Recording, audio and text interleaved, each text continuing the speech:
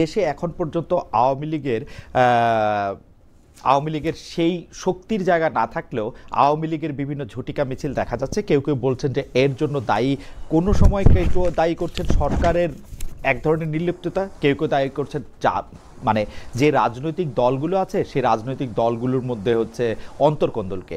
আবার সরকারের গুরুত্বপূর্ণ ব্যক্তিরা দেশের বাইরে গিয়ে মুখোমুখি হচ্ছেন বিভিন্ন ধরনের আমি বলবো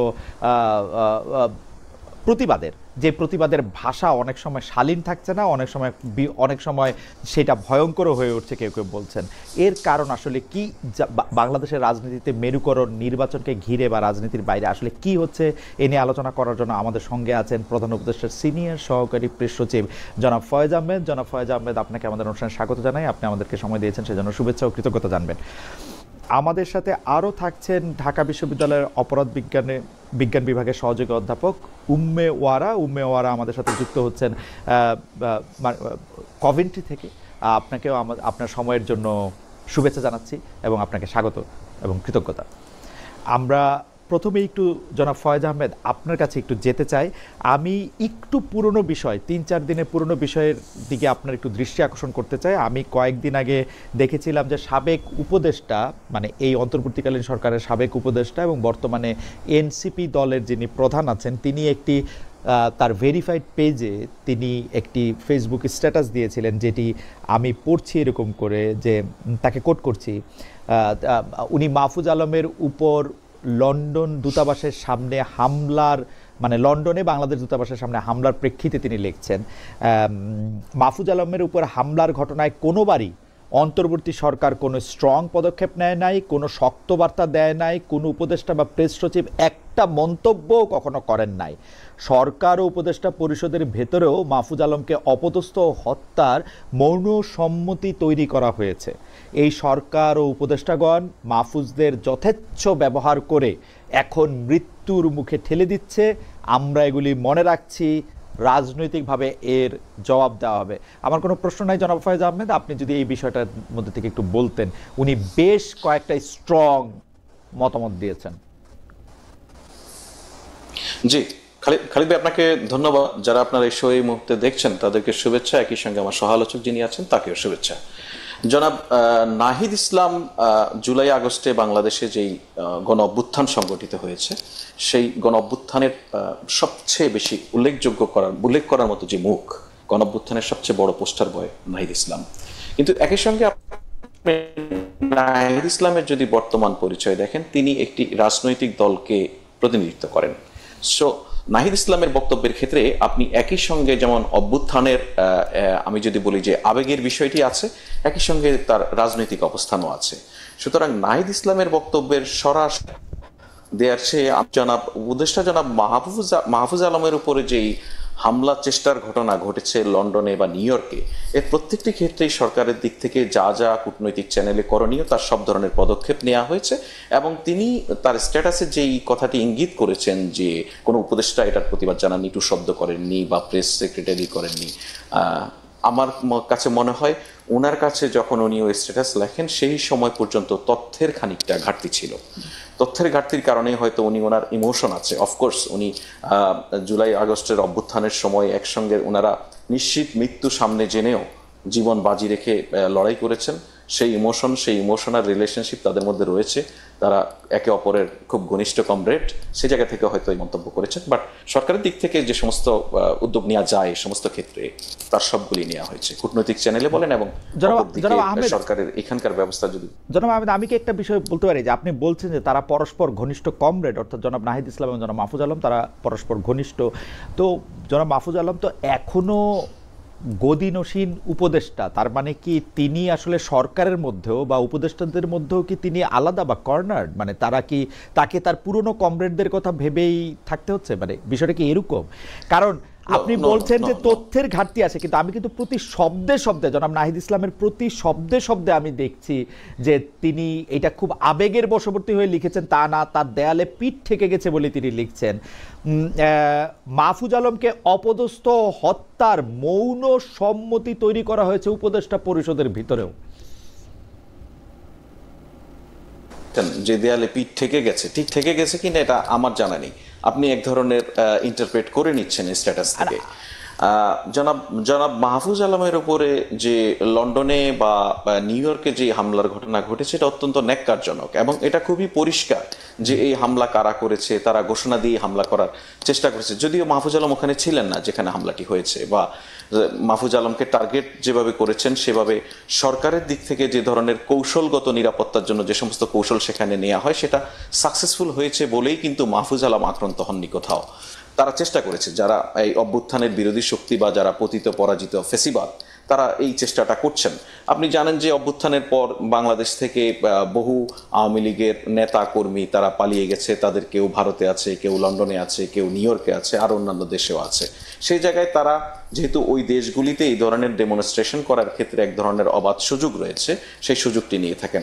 আরেকটি জিনিস খালিদ ভাই আমি আপনাকে একটু জাস্ট উল্লেখ করি, এটা আমার অভিজ্ঞতার জায়গা থেকে বা আমি বিভিন্ন প্রবাসীদের সঙ্গে কথা বলে যেটা জানতে পেরেছি সেই জায়গা থেকে বলি। লন্ডনেও যখন আমরা গিয়েছিলাম এই ধরনের পরিস্থিতি আমরা দেখেছি নিজে। তো সেখানে যেটা হয় যে এই ধরনের ডেমনস্ট্রেশনগুলি করার ক্ষেত্রে বেশ কিছু লোক থাকে লন্ডনে বা নিউ ইয়র্কে, এরা হচ্ছে অ্যাসাইলাম সিকার, তারা ওখানে অ্যাসাইলাম সিক করে। তো অ্যাসাইলাম সিক করার ক্ষেত্রে তারা ইনকামবেন্ট যে গভর্নমেন্ট থাকে এখানকার, সেই ইনকামবেন্ট গভর্নমেন্টের সঙ্গে তাদের সম্পর্ক যে খুবই খারাপ, তারা যে দেশে ফেরার অবস্থায় নেই, এই ধরনের বিষয়গুলি প্রমাণের জন্য অনেক সময় এই ধরনের কাজ করে। জনাব ফয়েজ আহমেদ, তো এখানে জনাব ফয়েজ আহমেদ, আমি আপনাকে যে দিকটাতে মানে কাইন্ডলি একটু দেখতে বলতেছি সেই দিকটা হচ্ছে এরকম। আপনি বলতেছেন আওয়ামী ফেসিবাদ পতিত পরাজিত ফেসিস্টরা আক্রমণ করতেছে, কিন্তু জনাব নাহিদ ইসলাম মনে করতেছেন, আমি আবার বলি, জনাব নাহিদ ইসলাম মনে করতেছেন উপদেষ্টা পরিষদের ভিতরেও মাহফুজ আলমকে অপদস্থ হত্যার মৌন সম্মতি তৈরি করা হয়েছে। আমার কনসার্ন কিন্তু এই যে আওয়ামী লীগের যারা বিদেশে আছে, এটা কমপ্লিটলি অমূলক, এবং আমি মনে করি এটা জনাব নাহিদ ইসলামের আবেগের বহিঃপ্রকাশ। এটা আমরা তো উপদেষ্টা পরিষদে এটা আমরা ভাবতেও পারি না এই ধরনের কোনো কিছু। এটা মানে এটা ঠিক নয়। আমি যেটা আগেও বলছিলাম যে অভ্যুত্থানের শক্তি, অভ্যুত্থানের, জি আপনি শেষ করেন প্লিজ। এটা কিছুটা ইমোশন তো থাকবেই, সেই ইমোশনকে আমি সম্মান করি, শ্রদ্ধা করি, এবং জনাব নাহিদ ইসলামের প্রতি মাহফুজ আলমের প্রতি নাহিদ ইসলামের এই ধরনের ইমোশন থাকবে, এটা খুব স্বাভাবিক এবং থাকাই উচিত। মানে আর উপদেষ্টা পরিষদে আর কারো প্রতি থাকবে না নাহিদ ইসলামের কোনো ইমোশন?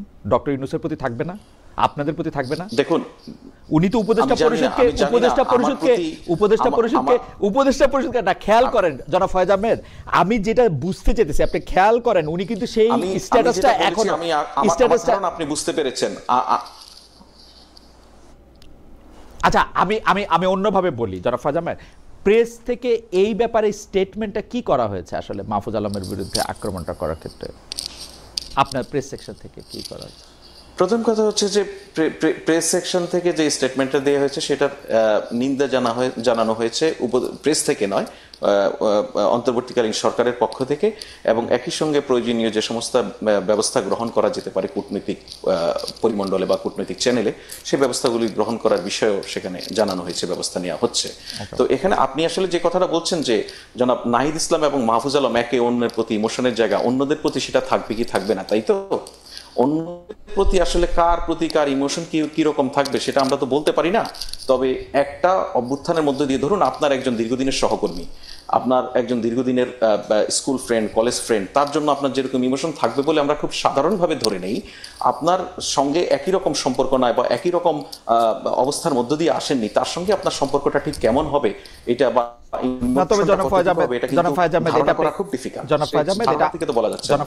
একটা ক্লাসরুম সিচুয়েশন ঠিক, আমার ব্যক্তিগত জীবনে ঠিক, কিন্তু আমি উপদেষ্টা হইলে বা উপদেষ্টা থাইকে পদত্যাগ করলে আরেকজন উপদেষ্টা, সে শুধু আমার ক্লাসমেট ছিল বলে আর 10টা উপদেষ্টা যারা আমার কলিগ ছিল তারা তাকে হত্যা করতে চাইতেছে, এটা আমি জীবনেও বলতাম না।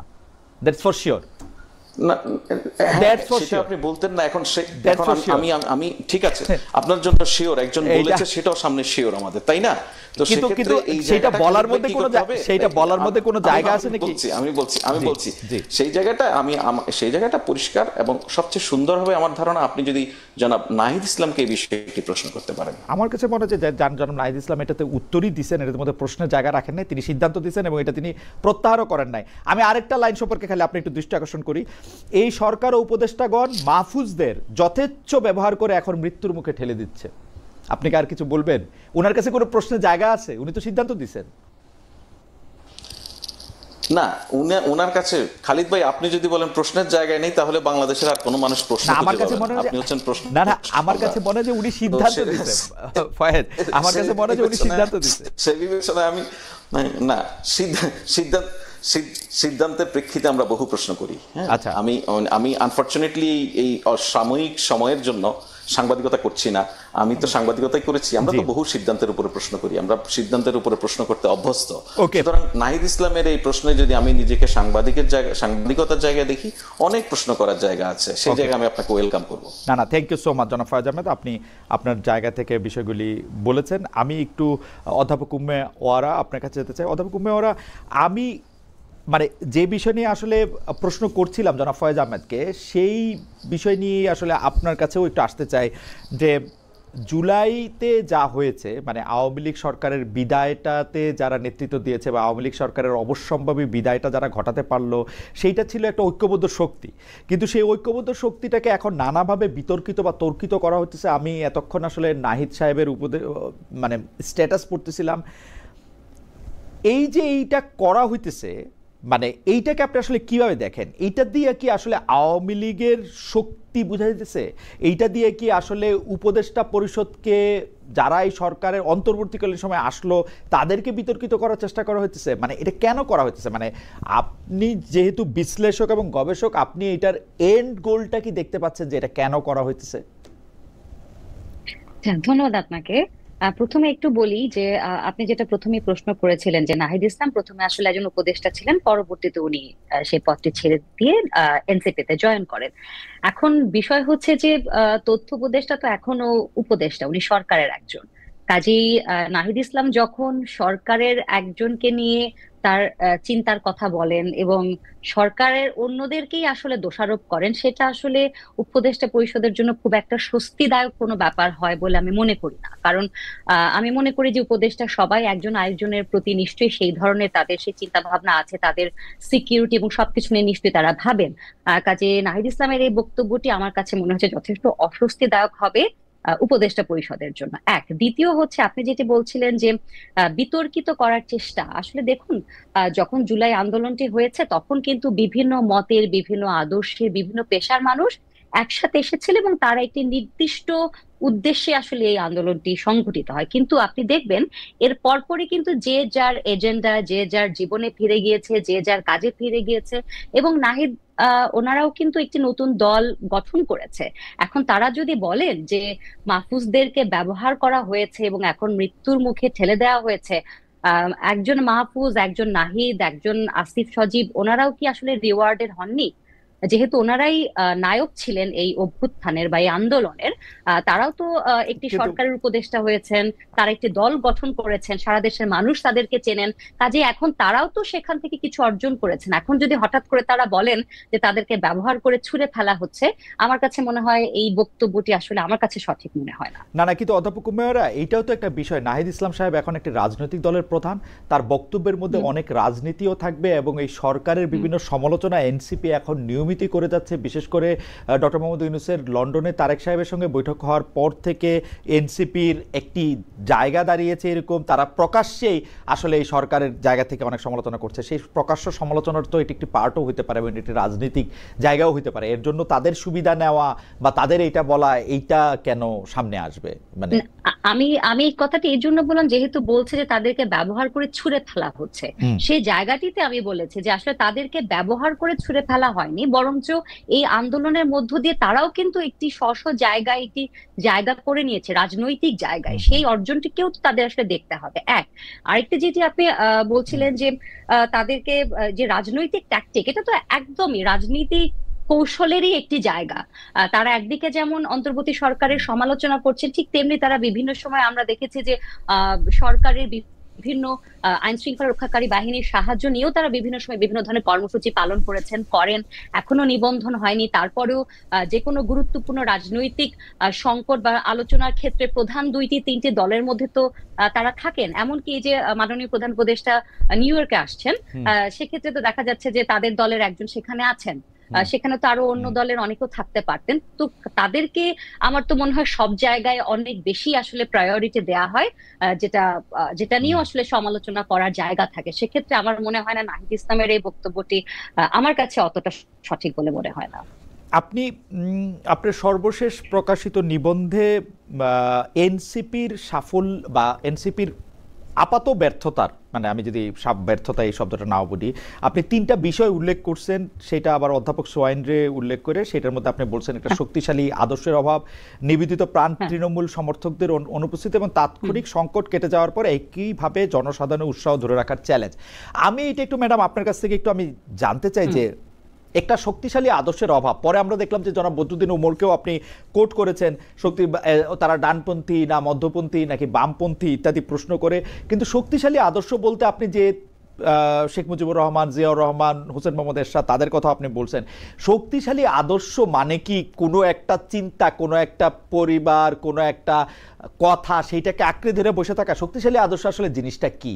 আমরা কি রবিবার দিনেও বলবো যে আজকে শনিবার? মানে দিন তো আগায়, শক্তিশালী আদর্শের সাথে তো মৌলবাদ সরাসরি জড়িত।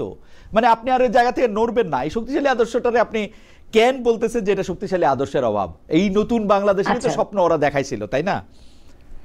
হ্যাঁ, নতুন বাংলাদেশের স্বপ্ন অবশ্যই ওনারা দেখিয়েছেন এবং তারাই কিন্তু বারবার বলেছেন যে তারা মধ্যপন্থী, তারা বাংলাদেশপন্থী। এখন মধ্যপন্থী বলতে আসলে কি বোঝায়? একটা লিবারেল জায়গা থেকে হয়তোবা বাংলাদেশে দেখবেন একটা বিশাল জনগোষ্ঠী কিন্তু এখনো নারীর অধিকার নিয়ে, সংবিধান নিয়ে, শ্রমিকের মজুরি নিয়ে এই ধরনের বিষয়গুলো কিন্তু তাদের কাছে ম্যাটার করে ভোট দেওয়ার আগে। তা আপনি যখন বলছেন আপনি মধ্যপন্থা, তার মানে হচ্ছে আপনি কোনো এক্সট্রিম জায়গায় যাচ্ছেন না। কিন্তু একই সাথে আবার দেখা যাচ্ছে যে তাদের দলেরই অন্য অনেক নেতা বিভিন্ন সময় তারা ডানপন্থী দলগুলোর সাথে তারা হয়তো আলোচনা করছেন। অনেক সময় দেখা যাচ্ছে তারা আবার যেমন নাহিদ ইসলাম নিজেই একটি জায়গায় বলেছেন যে উনি সেকুলারিজম বা ধর্মনিরপেক্ষতা এগুলোর বাইরে গিয়ে উনি কথা বলতে চান। এখন ধর্মনিরপেক্ষতা মানে তো আসলে ধর্মের বাইরে গিয়ে কথা বলা নয়। সেকুলারিজম মানেই তো মধ্যপন্থা, যে আপনি মনে করছেন সমস্ত ধর্মকে আপনি সমানভাবে দেখবেন এবং ধর্মের ভিত্তিতে কেউ সুবিধাও পাবে না, কেউ অসুবিধার মধ্যে পড়বে না। কাজেই তাদের কথার মধ্যে কিন্তু এবং কাজের মধ্যে কিন্তু অনেক ধরনের সাংঘর্ষিক জায়গা ছিল। এবং আপনি যখন আওয়ামী লীগের কথা বলবেন তাদের একটি নির্দিষ্ট গোল, একটি উদ্দেশ্য থাকে। আপনি যখন বিএনপির কথা বলবেন, আপনি যখন জামায়াত ইসলামীর কথা বলবেন, প্রত্যেকটা দলেরই কিন্তু আপনি জানেন যে এই অধ্যাপক ওয়ারা, আমি আপনার সাথে একটু দ্বিমত পোষণ করি। আপনার কি সত্যি মনে আওয়ামী লীগের একটা নির্দিষ্ট গোল ছিল? আওয়ামী লীগ মুখে গণতন্ত্র সমাজতন্ত্রের কথা বলেছে, কিন্তু দুনিয়ার মৌলবাদী সংস্থার সাথে তাদের মতামত ছিল। এবং আপনার মনে থাকবে যে পাঠ্যপুস্তকে 52টি পরিবর্তন তারা করেছিল যে একটি মানে সম্ভবত হেফাজতে ইসলামীর আপত্তির মুখে। তারা বারবার বাংলাদেশের মানুষকে একদিকে সেকুলারিজম দেখাইছে, আরেকদিকে ইসলামী মৌলবাদ দেখাইছে, আরেকদিকে এই মৌলবাদগুলিকে উস্কে দেওয়ার জন্য সব রকম কাজ করছে। সেটাকে কি আপনি একটা কন্ডিশন এটা বলবেন কিনা? এক। দুই হচ্ছে আপনি যদি একটু খেয়াল করেন, আপনি এটা নিয়ে কাজ করেন, সেই জন্য আপনি নিশ্চয়ই বেশি করেই খেয়াল করেন, বাংলাদেশে কিন্তু সেকুলারিজম বা ধর্মনিরপেক্ষতার মানে যেটা ডিকশনারি মিনিং, সেটা কিন্তু আসলে না। বাংলাদেশে ধর্মনিরপেক্ষতার মানে হচ্ছে যে ধর্ম করতেছে তাকে আলাদা করে আদার করে রাখা। ওইটাও আপনি একটু অ্যাড্রেস করবেন কিনা? Right, right. এখন দেখেন, আমি যেটা বলছিলাম যে প্রত্যেকটা দলের একটা ফর্মাল একটা গোল বা উদ্দেশ্য, একটা তাদের কথা থাকে যে এই দলের কথা কোনটি, এই দলের কথা কোনটি। নির্বাচনী ইশতেহারে কিন্তু আমরা দেখি, আচ্ছা বিএনপি এবার কি বলছে, জামায়াত ইসলামী কি বলছে, বা আমরা দেখবো এনসিপি কি বলছে। এখন আপনি সেগুলো কিভাবে কতখানি বাস্তবায়ন করবেন, ভোটের রাজনীতির পরে আপনি রাজনৈতিক কি কৌশল অবলম্বন করবেন, সেটা তো ভিন্ন আলাপ। কিন্তু আমি বলতে চাইছি, একটি নতুন দল হিসেবে তারা যখন আসছে, একটি যোগ্য বিকল্প হিসেবে নিজেদেরকে সামনে দাঁড় করানোর চেষ্টা করছিলেন।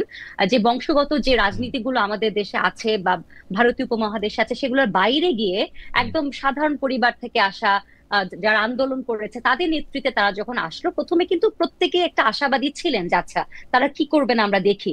কিন্তু আমরা দেখলাম যে তারা এখন পর্যন্ত তাদের গঠনতন্ত্র কি, তারা কোন বিষয়গুলোতে আসলে ফোকাস করতে চায়। এবং আরেকটি কথা কিন্তু বদরুদ্দিন ওমর বলেছেন যে এখন পর্যন্ত শ্রমিক কৃষকদের পক্ষেও তাদেরকে কথা বলতে দেখলাম না। দেখবেন তারা যখনই কোনো বিষয় নিয়ে আন্দোলন করছে, মাঠে নামছে, সেটা সাধারণত তাদের রাজনৈতিক কোনো উদ্দেশ্যকে মাথায় রেখে। কিন্তু যখনই কোনো মানবাধিকার লঙ্ঘন হচ্ছে, সেগুলো নিয়ে তাদেরকে ততটা স্ট্রংলি কিন্তু আমরা আসলে মাঠে নামতে দেখি না। তো সেটাই আমি বলছি যে আপনি যখন বিকল্প হিসেবে নিজেকে দাঁড় করানোর চেষ্টা করবেন, আপনাকে আসলে মানুষের পালসটা বুঝতে হবে, যে মানুষ আসলে আগে কোন বিষয়গুলো পায়নি রাজনৈতিক দল থেকে, এখন কোন বিষয়গুলো আপনি মানুষের কাছে দিতে চাইছেন, সেই জায়গাটাতে তাদের ক্লারিটির জায়গাতে একটা সমস্যা ছিল।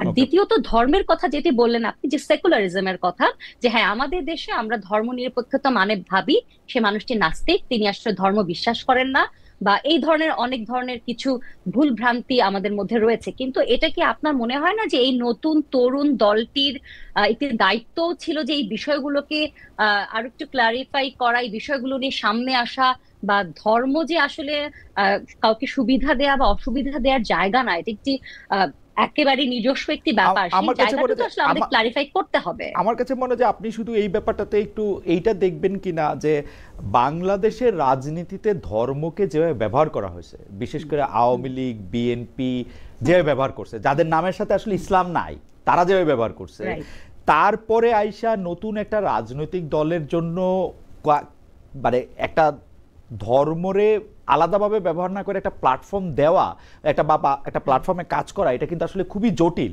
এবং তারা কিন্তু কোনোভাবেই আপনারা যারা গবেষক আছেন, শিক্ষক আছেন, প্রাবন্ধিক আছেন, তাদের সহায়তা আসলে পায় নাই যে কিভাবে হইলে একটা মানুষকে আরেকটা জায়গা থেকে আদার করতে হবে না। আমরা কিন্তু একটা দীর্ঘ সময় ধরে দেখছি যে সে শুধু একটা দল করে, আদর্শ করে, একটা মুসলমানের একটা দল করে ধরা যাক, তাকে আমরা একটা কর্নার করে রাখবো, কারণ তার কথা আমরা এখন শুনবই না। ওই যখন একটা পরিস্থিতি তৈরি হয় তখন ওদের আর এর চেয়ে বেটার কি করার ছিল, এবং ওদের তো সময় তো শেষ হয়ে যায় না, 6 মাস 8 মাস হয়েছে দলটা হয়েছে। Right, right. কিন্তু মুশকিল হচ্ছে যে আমাদের সামনে তো নির্বাচন, জাতীয় নির্বাচন, এবং এনসিপি তো মনে করছে যে তারা এই জাতীয় নির্বাচনে একটি গুরুত্বপূর্ণ ভূমিকা পালন করবে, এবং সেই কারণেই তো তারা তড়িঘড়ি করে একটা রাজনৈতিক দল তৈরি করলো। এতটা তাড়াহুড়া করে তাদের রাজনৈতিক দল তৈরি না করে নিজেদেরকে আরো গ্রুমিং করে, এবং এই যে আপনি মাত্রই বললেন যে বিশেষজ্ঞদের মতামত নিয়ে এই বিষয়ে যারা এক্সপার্ট তাদের সাথে কথা বলে তাদের গঠনতন্ত্র কি হবে, তাদের মূল জায়গায় কারা কারা থাকবেন, সেটা তারও সময় নিয়ে তারা করতে পারতেন। যেহেতু তারা এতটা দ্রুততার সাথে করেছেন, আমি ধরেই নিচ্ছি যে তারা আগামী নির্বাচনকে টার্গেট করেই তারা এই নতুন দলটি তৈরি করেছেন। এখন আপনি যদি বলছেন যে বাংলাদেশে যে ধর্মকে প্রত্যেকটি রাজনৈতিক দলই বিভিন্ন ভাবে ব্যবহার করেছে, সেটি একটি নতুন রাজনৈতিক দলের পক্ষে আসলে সেটির বাইরে গিয়ে চিন্তা করা জটিল। কিন্তু তাহলে আপনি আমাকে বলেন, আমি তাহলে পুরনো দোকান থেকে দ্রব্য না কিনে নতুন দোকানে কেন যাব? ওকে, তাকে তো নতুন কিছু আমাকে অফার করতে হবে, সেই জায়গাটি তো আমাদেরকে দিতে হবে। আপনি এখন পর্যন্ত তাদের কাছে নতুন কিছু পাচ্ছেন না, আমরা আবার আপনার কাছে আসবো। কিন্তু আপনি অধ্যাপক সোয়াইনকে উল্লেখ করে যে 3টা বিষয় বলছেন সেইটা আমার কাছে নতুন মনে হচ্ছে, কারণ আপনিই বলতেছেন যে তাদের মধ্যে শক্তিশালী আদর্শের অভাব রয়েছে, অর্থাৎ তারা কোনো আওয়ামী লীগ বা বিএনপির মতো বা জামাতে ইসলামের মতো কোনো একটা খুঁটি গাইরা ধরে তারা বসে থাকে নাই। নিবেদিত প্রাণ তৃণমূল সমর্থকদের অনুপস্থিতি রয়েছে। বাংলাদেশের তৃণমূল সমর্থকদের রাজনীতি আসলেই অনেক কঠিন হয়েছে। এটা যদি একটা বড় ধরনের ভূমিকম্প না হয় এটা হবে, এবং তাৎক্ষণিক সংকট কেটে যাওয়ার পর একইভাবে জনসাধারণের উৎসাহ ধরে রাখার চ্যালেঞ্জ। আমি ব্যাপারটা আপনার কাছে মানে থেকে যাওয়ার আগে আমি এটা বলে রাখি যে এটা তো আসলে অপিনিয়ন লিডার আমরা যারা, আপনারা যারা আছেন, তারা এটাকে কিভাবে ব্যবহার করতেছেন সেটার উপর আসলে এটা ডিপেন্ড করে। আমি আসছি আবার আপনার কাছে অন্য প্রশ্ন নিয়ে। তার আগে জনাব ফয়েজ আহমেদকে জিজ্ঞেস করতে চাই। ফয়েজ আহমেদ, এই বিষয়টা একটু নতুন, আগের বছর যেটা হয়নি, অন্য কোনো বিদেশ সফরেও যেটা দেখা যায়নি, কিন্তু মানে অনেকেই বলছেন এবারই প্রথম দেখা যাচ্ছে জাতিসংঘ অধিবেশনে ডক্টর ইউনূসের সফর সঙ্গী হচ্ছেন 3টি দলের 4 জন নেতা। এর মধ্যে বিএনপির 2 জন, জামায়াত ও এনসিপির 1 জন করে নেতা, মানে নির্দলীয় সরকার প্রধান বা অন্তর্বর্তী সরকারের প্রধান। 3টা রাজনৈতিক দলের 4 জন নেতাকে নিয়ে কেন সফর করতেছেন? কেন একটা রাজনৈতিক দলের 2 জন নেতা থাকছে? জামায়াত বা এনসিপি বা বিএনপি আসলে কোন ক্রাইটেরিয়া নেবে, কোন ক্যাটাগরিতে তারা ইনক্লুডেড হইলেন? মানে বিএনপি 2 জনই বা কেন, ওরা 3 জনই বা কেন? মানে আপনার প্রশ্ন পরিষ্কার। এইটা মানে 2 জন করা বা ওরা 1 জন কেন, এইটা খুব গুরুত্বপূর্ণ ওই অর্থে নয়। আমরা দলগুলোর পার্টিসিপেশনটা নিশ্চিত করার চেষ্টা করেছি, এবং বিএনপি হয়তো মনে করেছে যে জনাব তারেক রহমান যে অ্যাক্টিং চেয়ারম্যান, ওনার পররাষ্ট্র বিষয়ক যিনি উপদেষ্টা রয়েছেন ওনাকে সেখানে নমিনেট করেছেন, যেহেতু পররাষ্ট্র বিষয়ক কার্যক্রম এখানে থাকবে সেই বিবেচনায়। কিন্তু মূল কথা হচ্ছে যে সরকারের দিক থেকে কেন এই রাজনৈতিক দলগুলির প্রতিনিধিকে এই সফরে অন্তর্ভুক্ত করা হলো সেটা, তাই তো? না, এই 3টা দলটাও একটু বললেন, মানে কেন বিএনপি, কেন এনসিপি, কেন জামায়াত ইসলামী? জি বলবো। তো সরকারের দিক থেকে মনে করা হচ্ছে যে এই যে জাতিসংঘের যে অধিবেশনে ইন্টারিম গভর্নমেন্টের প্রধান বাংলাদেশকে প্রতিনিধিত্ব করবেন, এইটা অলমোস্ট এই সরকারের শেষ দিকে এসে একটা বড় কর্মসূচি, এই এই জাতিসংঘের এই যে সাধারণ অধিবেশন, এই অধিবেশনে যে সমস্ত বিষয় আলোচিত হবে বা যে সমস্ত বিষয়, আপনি জানেন যে শুধু অধিবেশন নয়, এর সাইড লাইনেও প্রচুরগুলি মিটিং থাকে, বাইলেটারালস থাকে, অনেক কিছু সেই জায়গায়। এবং আরেকটা গুরুত্বপূর্ণ ইভেন্ট আছে আমাদের, রোহিঙ্গা বিষয়ক একটা ইন্টারন্যাশনাল কনফারেন্স সেখানে অনুষ্ঠিত হবে। এই টোটাল বিষয়টা কিন্তু কন্টিনিউশনের একটা ব্যাপার আছে, যে আগামীতে বাংলাদেশ রাষ্ট্রের যারা দায়িত্বভার গ্রহণ করবেন সেই রাজনৈতিক নেতৃত্ব যেন এই বিষয়গুলির কন্টিনিউশনটা ধরে রাখতে পারেন, সেইটার দিক, সেই বিবেচনায় এটা সরকারের একটা অভিপ্রায় যে রাজনৈতিক দলগুলির প্রতিনিধি যদি এই আলোচনাগুলিতে প্রত্যক্ষভাবে থাকেন, তাহলে ভবিষ্যতে তাদের এই কাজগুলি সহজ হতে পারে। বাংলাদেশের যেই অমীমাংসিত বা গুরুত্বপূর্ণ ইস্যুগুলি রয়েছে সেগুলি মীমাংসার ক্ষেত্রে বা সলিউশনের ক্ষেত্রে রাজনৈতিক নেতৃত্বের জন্য সেটা সহজ হবে। আপনি যদি খেয়াল করে দেখবেন যে রোহিঙ্গা ইস্যুটা হচ্ছে যে আপনার 2017 সালের পর থেকে এই শেখ হাসিনা পালিয়ে যাওয়ার আগ পর্যন্ত সময়ে কখনোই বাংলাদেশে এত বড় একটা জাতীয় সংকট বা এত বড় গুরুত্বপূর্ণ একটা আঞ্চলিক এবং আন্তর্জাতিক সংকট, সেটাকে মোকাবেলার ক্ষেত্রে কখনোই বাংলাদেশে অপরাপর রাজনৈতিক নেতৃত্বকে কোনোভাবে সম্পৃক্ত করা হয়নি।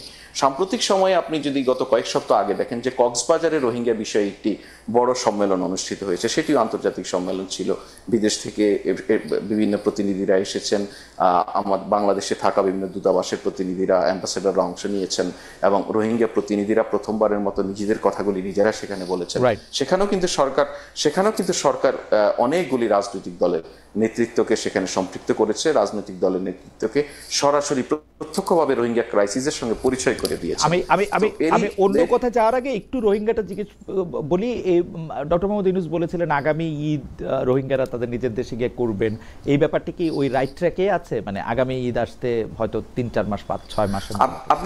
আপনি যদি খেয়াল করেন দেখবেন খালিদ ভাই, আপনি রোহিঙ্গা ইস্যুটা গ্লোবাল যেই এজেন্ডার ক্যালেন্ডার সেখান থেকে আসলে হারিয়ে গিয়েছিল।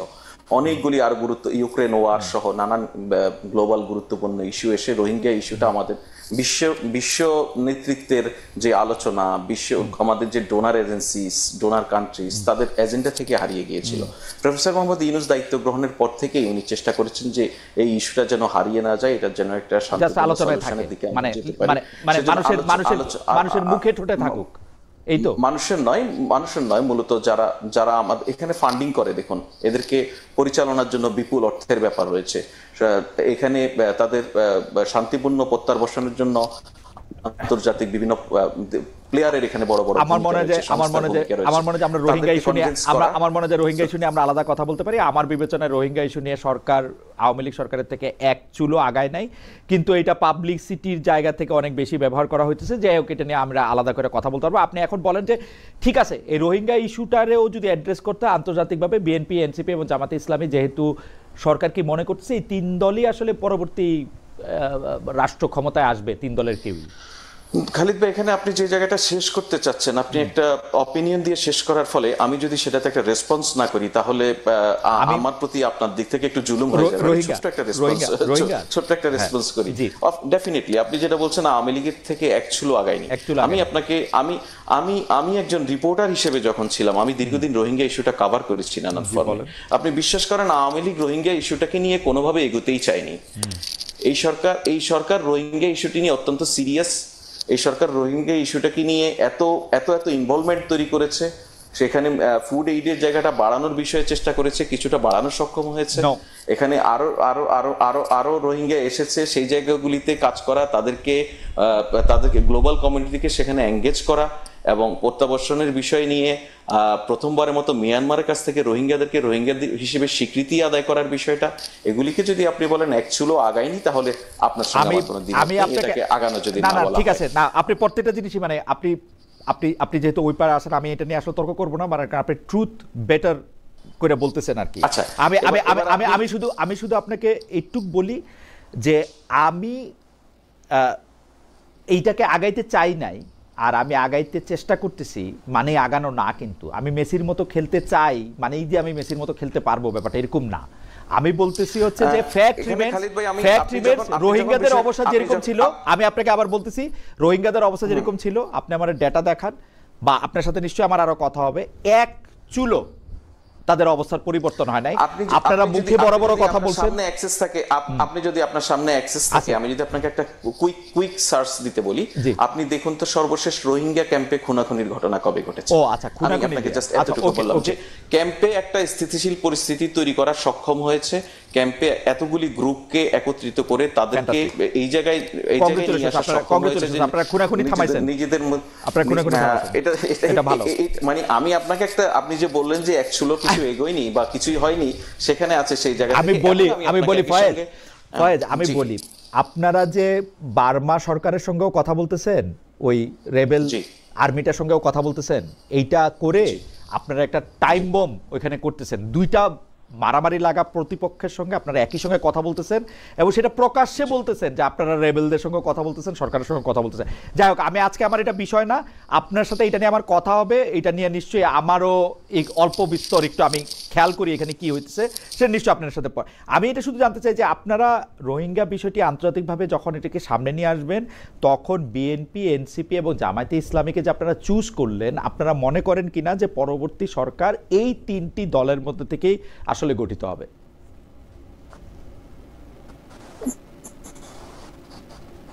দেখুন, বাংলাদেশে বর্তমানে রাজনৈতিক দলগুলি নানানভাবে নেতৃত্ব দিচ্ছে, নানানভাবে আলোচনায় আসছে।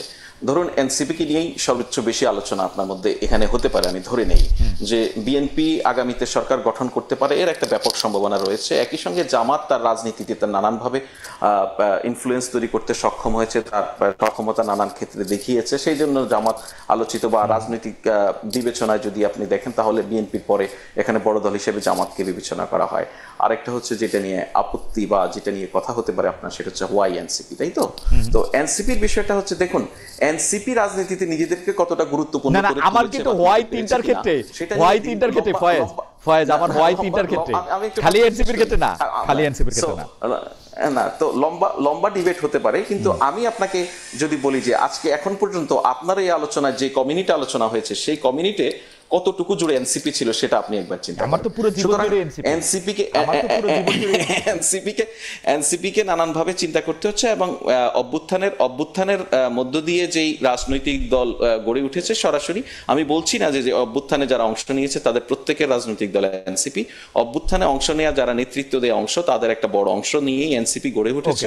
তারা একটি নতুন রাজনৈতিক দল। তারাও, আমাদের যদি সরকারের যদি ক্যাপাসিটির মধ্যে থাকতো, হয়তো সব রাজনৈতিক দলকে ইনক্লুড করার চেষ্টা করা যেত, কিন্তু মনে করা হচ্ছে যে এই রাজনৈতিক দলগুলিকে ইনক্লুড করার মধ্য দিয়ে অপরাপর রাজনৈতিক দলের প্রতিনিধিত্ব এক ধরনের মোটামুটি নিশ্চিত করা সম্ভব হয়। সেই বিবেচনা থেকে এই তিনটি দলকে ইনভাইট করা বা অন্তর্ভুক্ত করা।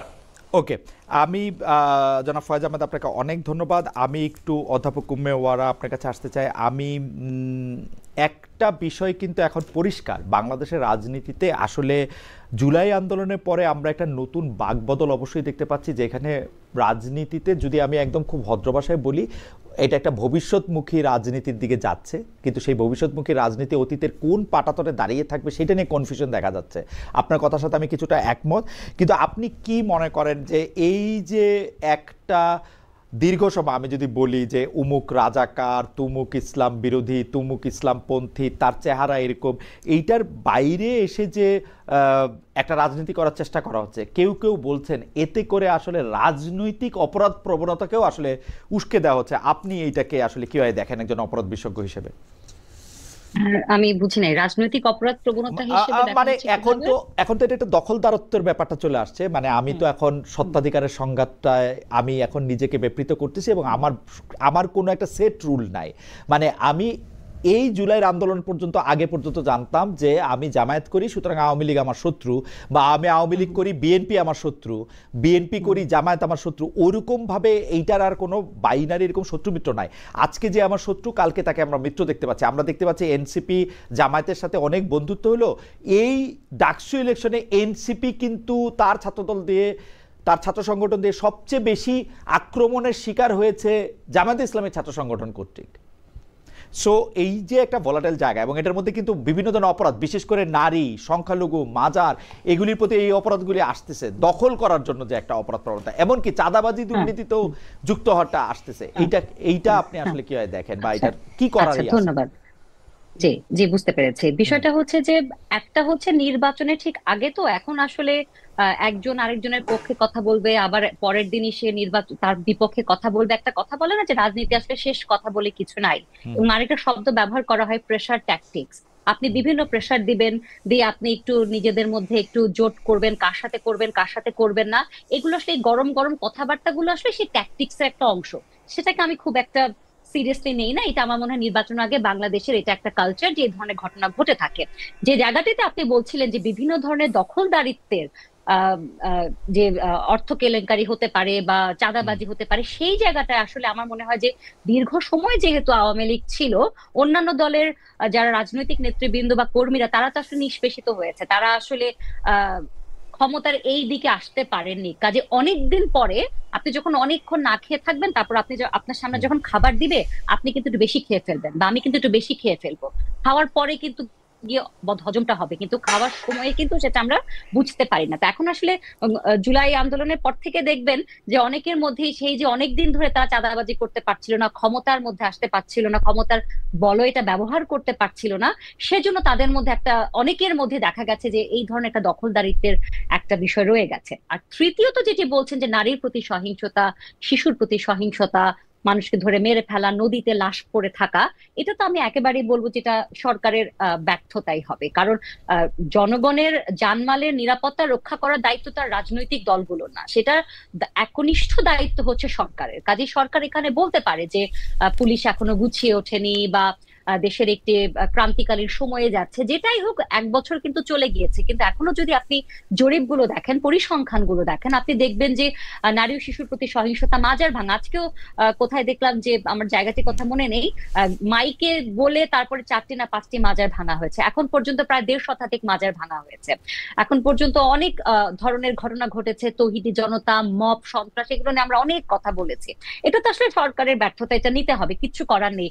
আমি যদি সরকারে থাকতাম তাহলে আমাকেও এই কথাটি শুনতে হতো। আমি যখন এখন এদিকে আছি, আমাকে আসলে সেই সত্যিটাই বলতে হবে যে এগুলো আসলে নিয়ন্ত্রণ করবার দায়িত্ব একেবারেই সরকারের। এটা যদি বেড়ে যায় এই অপরাধগুলো, সেটা আমাকে বলতে হবে সেটা সরকার ঠিকভাবে সেটিকে আসলে মেনটেন করতে পারেনি।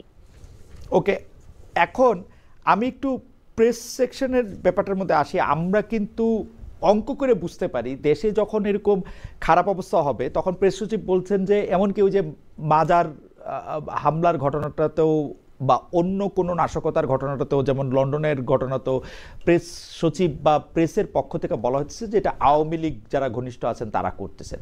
আমাদেরও তো এটা মনে হয় যে এতে করে তো আসলে আওয়ামী লীগেরই লাভ হইতেছে। আপনিও এরকম মনে করেন না যে এই কাজগুলিতে যেহেতু আওয়ামী লীগ বেনিফিটেড হইতেছে, অপরাধ বিজ্ঞানের সেই থিওরিতে যে মোটিভ যার অপরাধ তার, তো সেই মোটিভটা তো আওয়ামী লীগেরই, তাই না?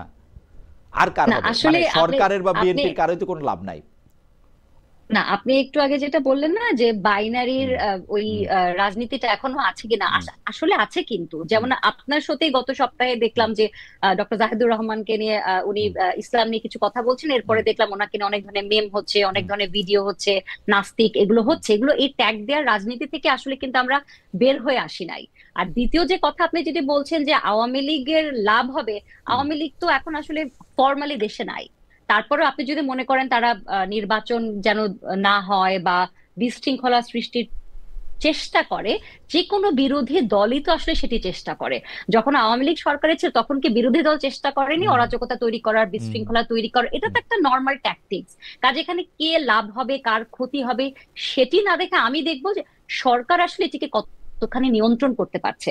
সরকার যদি সেটিকে নিয়ন্ত্রণ করতে না পারে, সেক্ষেত্রে আসলে এর উপরে তার উপরে দোষ দিয়ে আসলে সেটা আসলে খুব একটা কার্যকরী ভূমিকা পালন করবে না। আমি যদি ধরেও নেই আওয়ামী লীগ করছে, তার তাহলে কি হবে? হুম তাহলে তো তার মানে তো এই না, যিনি খুন হচ্ছেন, যিনি ধর্ষণ যাকে করা হচ্ছে, সেক্ষেত্রে তো আসলে সেটি পরিবর্তন হয়ে এই যাচ্ছে ক্ষেত্রে না তো, চিত্রটি। এই ক্ষেত্রে সরকারের একটু দুর্বলতা রয়েছে কিনা সেটি নিয়ে নিশ্চয়ই প্রেস, আমাদের যে সহকারী প্রেস সচিব, সিনিয়র সহকারী প্রেস সচিব রয়েছেন তার কাছ থেকে আমরা শুনি। আমি জানি যে প্রেস সেকশনে কাজ করা আসলে নিশ্চয়ই খুব কঠিন।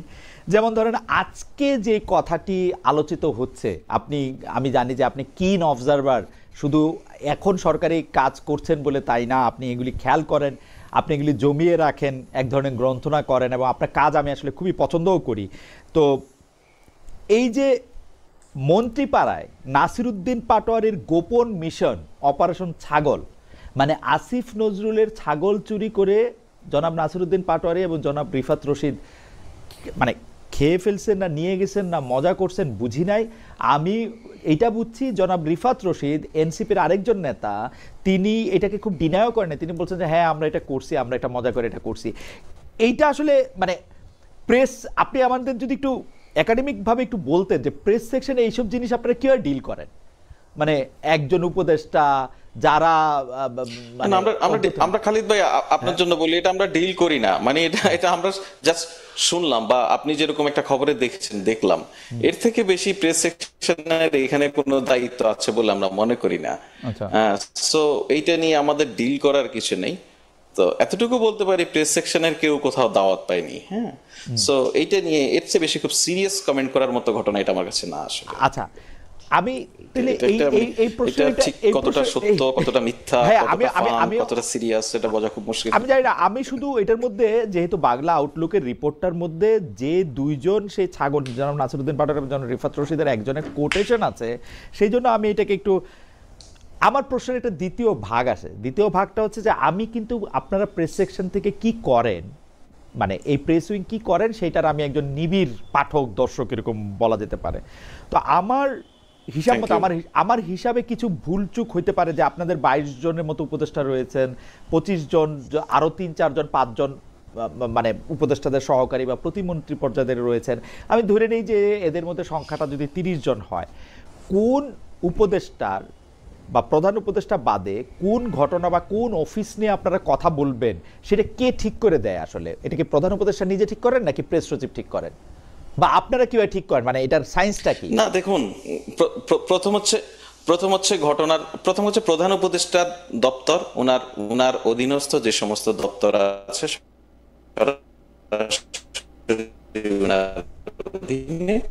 সেগুলির যে কোনো প্রয়োজন, আমরা তো কোনো কিছু ডিসাইড করি না, আমরা হচ্ছে ডিসাইড হয়ে আছে এরকম জিনিসকে ডিসক্লোজ করি সরকার যেভাবে প্রয়োজন মনে করে।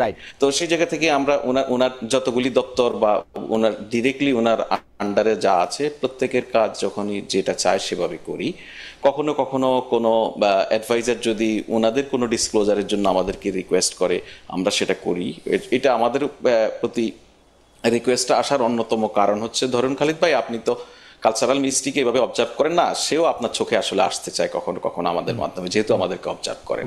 ওই বিবেচনায় খুবই পাবলিক জিনিসপত্র যেগুলি মানুষের সামনে নিয়ে আসা প্রয়োজন মনে করে, যে কোনো অ্যাডভাইজার যদি মনে করেন যে আমাদের এই সহযোগিতাটুকু নিবেন, সেক্ষেত্রে আমরা তাদেরকে করি। এটা ঠিক করি হচ্ছে একটা ওয়ার্কিং রিলেশন তৈরি হয় না, কাজের একটা ইটসেলফ প্যাটার্ন তৈরি হয়ে যায়। আমরা কিন্তু উপদেষ্টাদের মধ্যে কাউকে দেখতেছি যারা আপনারা যাদের নিয়ে বেশি খবর করেন, কাউরে নিয়ে কম খবর করেন। আবার অনেক ক্ষেত্রে আমি দেখতে পাই, আমি একদম স্পেসিফিক উদাহরণ দিই ফয়েজ, আপনি বুঝবেন, মানে ভাই আপনি তো যেটা বলছেন তাতে উপদেষ্টারা আমাদেরকে পক্ষপাত মনে করবে, কেউ মনে করবে আমরা তাদের না, কারণ আপনারা পক্ষপাত করতেছেন তো অন্ততপক্ষে 12-13 জন উপদেষ্টা আপনাদের মানে আপনাদের লাইটেই নাই, 8-10 জন আছে। সেটা কেন আছে সেটাই আমি একটু বুঝতে চাইতেছি। ধরেন প্রায় একই ধরনের কাজ করতেছেন, আমরা উপদেষ্টাদের প্রায় একই ধরনের কাজ করতেছেন, কাউকে তো আমরা নিজেরা লাইটে নিয়ে আসা বা লাইটে আনার ক্ষমতা তো আমাদের নেই। আমরা বরঞ্চ উপদেষ্টাদের কাজের মধ্য দিয়ে এই ডিসক্লোজারের ফলে আপনার লাইটে একটুখানি আমরা আসি। না ফয়েজ, এটা ঠিক কথা না, আমি আপনাকে বলি তাহলে আপনি বুঝবেন। যেমন ধরেন প্রায় একই রকম পররাষ্ট্র বিষয়, কূটনীতি বিষয়ে কাজ করেন জনাব খলিলুর রহমান এবং জনাব তৌহিদ হোসেন, একজন বাংলাদেশের পররাষ্ট্র উপদেষ্টা। জনাব ফয়েজ আহমেদ, আপনি কি চলে গেলেন না আছেন? আপনাকে আমি দেখতে পাচ্ছি না। আমার মনে হয় যে আমি প্রশ্নটা করে রাখি, কারণ হচ্ছে যে একই রকম কাজ দুইজন যখন করেন পররাষ্ট্র বিষয়ক, একটু আবার সম্ভব, আমি প্রশ্নটা আবার করতেছি।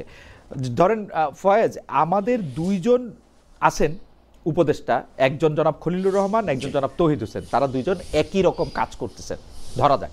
এর মধ্যে আপনারা যে খলিলুর রহমান সাহেবকে নিয়ে রিপোর্ট করবেন বা তৌহিদ হোসেন সাহেবকে নিয়ে রিপোর্ট করবেন বা খলিলুর রহমান সাহেব নিয়ে করবেন না, এটা কি হয় ঠিক হয়? মানে এইটার ক্রাইটেরিয়ানটা কি? ধরা যাক আপনারা মৎস্য উপদেষ্টারে বেশি গুরুত্ব দিবেন, মুক্তিযুদ্ধ বিষয়ক উপদেষ্টাকে কম গুরুত্ব দিবেন, এটা কি আপনি? জি ওকে, খুব সিম্পল। শুনেন, আমি আপনাকে খুব ক্লিয়ার করি। প্রথম কথা হচ্ছে জনাব খলিলুর রহমান এবং জনাব তৌহিদ হোসেনের বিষয় যেটা আপনি নিয়ে এসেছেন, এই দুটো একটা স্পেসিফিক বলাতে আমি বলি, জনাব খলিলুর রহমান তো মাননীয় প্রধান উপদেষ্টার সঙ্গে সরাসরি কাজ করেন, তো ওনার ক্ষেত্রে ওনার এই পাবলিক ডিসক্লোজারের জন্য অন্য কোনো ওয়ে নাই আমরা ছাড়া। এক তো ওনার ক্ষেত্রে করি, আবার কখনো কখনো ফরেন মিনিস্ট্রির যে সমস্ত কার্যক্রম প্রধান উপদেষ্টার সঙ্গে সম্পৃক্ত, যদি আপনি খেয়াল করে থাকেন যে গতকালকে যে প্রেস কনফারেন্সটি হয়েছে জাতিসংঘে সফর নিয়ে, সেটা কিন্তু প্রেস উইং সহযোগিতা করেছে ফরেন মিনিস্ট্রিকে। এর বাইরে ফরেন মিনিস্ট্রির কিন্তু একটা বিশাল জনকূটনৈতিক বিভাগ আছে। ফরেন মিনিস্ট্রির অপরাপর যে সমস্ত কাজ সাধারণত সেগুলি ফরেন মিনিস্ট্রি করে থাকে। কখনো যদি ফরেন মিনিস্ট্রি আমাদের অ্যাসিস্ট্যান্ট প্রয়োজন মনে করে, আমরা সেক্ষেত্রে করি। আর আপনি বলছেন যে মৎস্য উপদেষ্টা বা মৎস্য প্রাণী বিষয়ক উপদেষ্টাকে কতটা গুরুত্ব দিবেন, ধর্ম বিষয়কে কতটা গুরুত্ব দিবেন না, সেটা আসলে ওই যে আমি যেটা বললাম যে কেউ যদি প্রয়োজন মনে করে আমরা সহযোগিতা করতে প্রস্তুত থাকি। আমরা তো কাজের মানুষ, কাজ করতে ভালোবাসি, আমরা কাজটা করে দেই। এক আরেকটা বিষয় হচ্ছে, দেখুন এখানে ঠিক মানে এইটা একটা পরিষ্কার বিষয় যে আমরা কমিউনিকেশনের যেই জায়গাটায় সরকারের কাজ করি, কোনো কারণে যদি আমরা কোনো কিছুতে কমিউনিকেশনের ডিসরাপশন মনে করি, কোনো কারণে যদি কমিউনিকেশনের ক্ষেত্রে কোনো ভুল ভ্রান্তি হচ্ছে বা ঠিক যেভাবে হওয়া উচিত বলে আমরা উচিত নয় সেভাবে হচ্ছে, বা কোনো সাজেশন প্রয়োজন হয়, আমরা কখনো কখনো প্রোঅ্যাক্টিভলি যোগাযোগ করি। আমাদের কোনো অ্যাসিস্ট্যান্স প্রয়োজন হলে আমরা সেটা দেওয়ার চেষ্টা করি। এটা আমরা সরকারের দায়িত্ব পালন করছি বলেই, নাগরিকদের অর্থে যেহেতু আমাদের বেতন হয়, সরকারের দায়িত্ব পালন করছি বলে আমরা আমাদের দায়িত্ব মনে করি। যদি সহযোগিতা কারো প্রয়োজন হয় সেক্ষেত্রে আমরা ইচ অ্যান্ড এভরি মিনিস্ট্রি, কখনো কখনো আপনি দেখে থাকবেন আমরা কোনো জেলার ডিসির অথবা কোনো থানার ওসির, এসপির, তাদেরও সহযোগিতা করি এই সমস্ত ক্ষেত্রে, পাবলিক ডিসক্লোজারের ক্ষেত্রে। আমরা আমাদের লক্ষ্যটা আসলে খুব পরিষ্কার, এই জায়গায় আমরা মানুষকে ইনফরমেশন দিয়ে এনরিচ করার চেষ্টা করি। আমাদের হাতে এতটুকুই আছে, আমরা চাইলেই কিন্তু কোনো কিছু এনফোর্স করতে পারি না। ওইটার মধ্যে আপনারা একটু পিক এন্ড চুজ করেন না তো, না মানে আমাদেরকে একটু মানে একটু আড়ালে একটু আলোকে রাখার জন্য পিক এন্ড চুজ খালিদ ভাই আপনার কাছে মনে হতে পারে এখন পিক এন্ড চুজ আপনার মনে হলে তো আমার কিছু করার নেই। আমরা পিক এন্ড চুজের মধ্যে পড়ি কিনা, কোন উপদেষ্টা যদি প্রয়োজন মনে করেন, মানে that means he is picking us, তাই না? সো সেই ক্ষেত্রে আমরা হয়তো পিক এন্ড চুজ, কোন উপদেষ্টা যদি প্রয়োজন মনে করেন যে এটা আমার প্রেস উইং এর সহযোগিতা নেওয়া প্রয়োজন, আসলে আমরা তো এখানে যারা কাজ করি আপনার মোটামুটি সহকর্মী, আমাদের ওই দক্ষতা স্কিল দেখে যেভাবে বুঝে যেভাবে ব্যবহার করতে চায় সেভাবে করে আর কি। এই থ্যাংক ইউ। আমি এটা খুব জটিল কোনো সমীকরণ না। আমি একটু মানে নতুন ধরনের অপরাধ, মানে সেটি অপরাধ কিনা আমি জানি না, মানে যেহেতু আজকে প্রথম আলো একটি প্রধান সংবাদ করেছে, অধ্যাপক ওয়ারা আপনি জানেন, যে সংবাদটি হচ্ছে যে টিউলিপ সিদ্দিক, যিনি লেবারের একজন এমপি, ক্ষমতাসীন লেবার দলের একজন এমপি, তিনি বাংলাদেশের নাগরিকত্বটি এখনো বজায় রেখেছেন, এই মর্মে একটি খবর প্রকাশিত হয়েছে। তার এনআইডি কার্ড, তার পাসপোর্ট ইত্যাদি ইত্যাদি ইত্যাদি, যেটিকে আবার পরে আপনি জানেন যে ডেইলি এক্সপ্রেস, লন্ডনের আরেকটি দৈনিক, তারা একটা বলছে যে এটা স্টারমারের জন্য একটা নাইটমেয়ার, এবং এই মিথ্যা কথাটা তিনি আসলে কেন বললেন, আপনি what is you take about it? মানে টিউলিপ সিদ্দিকের মতো ওরকম, এবং উনি তো মানে লেবারে আসলে গুরুত্বপূর্ণ দায়িত্বেই ছিলেন, এবং আমরা জানতে পারি যে তিনি স্টারমারের খুব ঘনিষ্ঠও ছিলেন, যেটি আসলে এক্সপ্রেস আজকে অনেকটা ইঙ্গিত করেছে। আপনি এটাকে আসলে কিভাবে দেখেন, যে মানে তাকে এটা কেন করতে হলো? আচ্ছা, আপনার মতো আমিও আজকেই দেখেছি বিষয়টি, এবং উনি যেহেতু টিউলিপসের দিকে আগে যখন প্রশ্ন করা হয়েছে উনি কিন্তু বারবার বলেছেন যে আমি ব্রিটিশ নাগরিক, আমি বাংলাদেশের নাগরিক নই, কিন্তু আজকে আমরা দেখতে পাচ্ছি যে আবার ওনার এনআইডি কার্ড আছে। তো বিষয়টি আসলে আমারও একই প্রশ্ন যে আসলে যদি ওনার এনআইডি কার্ড থেকে থাকে তাহলে উনি কেন নিজেকে ব্রিটিশ নাগরিক বললেন, বা উনি কি মনে করেননি যে এই ধরনের একটি লিগ্যাল ডকুমেন্ট আসলে যদি থেকে থাকে সেটা আসলে তো বের হয়ে আসবে, সেটা বের না হয়ে আসার কোনো কারণ নেই। তো সেই জায়গাটিতে আসলে অবশ্যই এটি একটি প্রশ্নর একটি সম্মুখীন হতেই হয়। এবং কিয়ার স্টারমারের বর্তমানে গত কয়েকদিনে কিন্তু আসলে অভিবাসীদের নিয়ে এমনিতেই তিনি ভীষণ চাপের মধ্যে আছেন। অনেক বড় ফার রাইট গ্রুপের একটি সমাবেশও হয়েছে লন্ডনে, এটা আমরা সবাই জানি। সেইখানে এবং টিউলিপ সিদ্দিককে নিয়েও গত 1 বছর ধরে বিভিন্ন সময় বিভিন্ন ধরনের খবর আসছে। কাজে আমিও মনে করি যে এটি হয়তোবা তার এই রাজনৈতিক এখন যে একটি প্রতিকূলতার মধ্যে দিয়ে যাচ্ছেন, সেক্ষেত্রে এই খবরটিও আসলে হয়তোবা একটি মাত্রা যোগ করবে।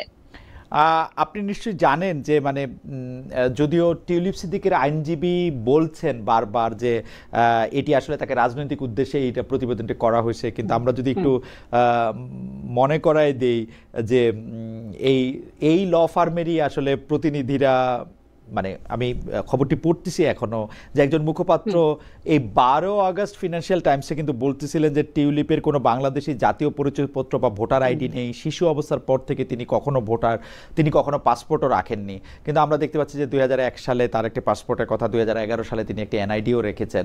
মানে এইটা এটা এটা এটা এটা আসলে মানে অপরাধের দিক দিয়ে মানে ইংল্যান্ডের, মানে আমি জানি না, মানে আইন আদালত তো একভাবে এক জিনিস ইয়ে করে, মোরাল জায়গা থেকে আসলে ইংল্যান্ড এটাকে কিভাবে দেখে বা সরকার?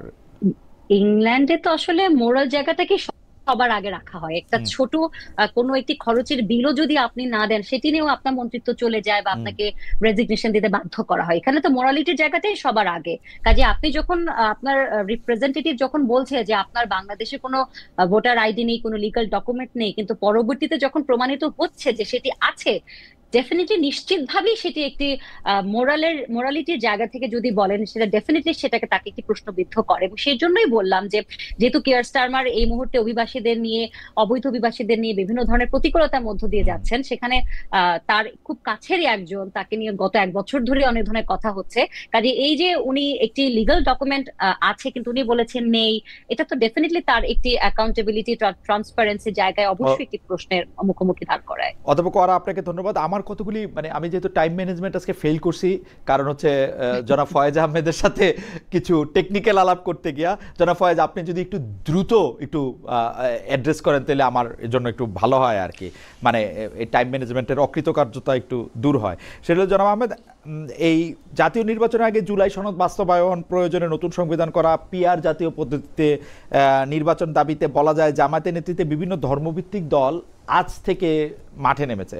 ঐক্যমত্য কমিশন আলোচনাও শেষ হয়ে যায় নাই, জুলাই সনদও চূড়ান্ত হয় না। এই অবস্থায় মাঠের কর্মসূচির সমালোচনাও করে যাচ্ছে কিন্তু বিএনপি।